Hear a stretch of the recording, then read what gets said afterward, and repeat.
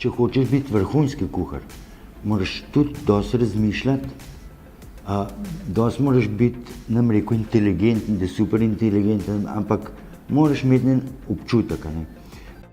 Kuhna je trdo delo, pa učiti se, non-stop učiti.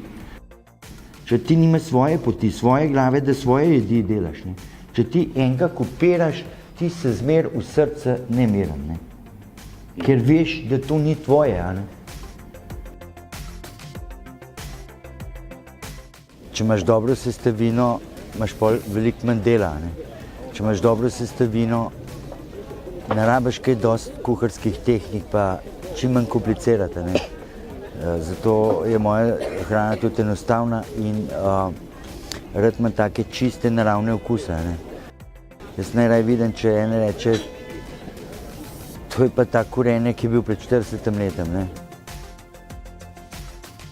Dej, jaz ne morem nekaj jesti, pa Coca-Cola zraven piti.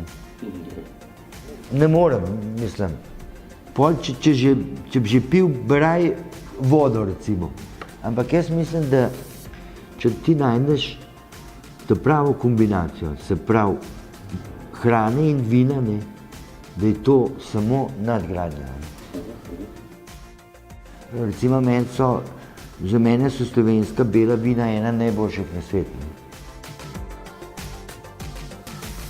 Jaz sem včasih mislil, da res, če je veliko dobrih, da pol Michelin pride. Ampak zdaj, da brez države ne pride. Jaz tega nisem videl.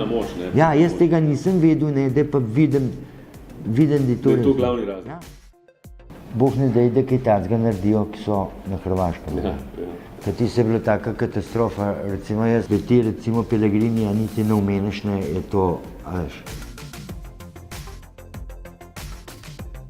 Mislim, verjetno, da bo nekaj takega se zgodil, da bo Avstrija, Slovenija pa Hrvaška. Se pravi, da bojo pokrili večje območje, a me razumeš?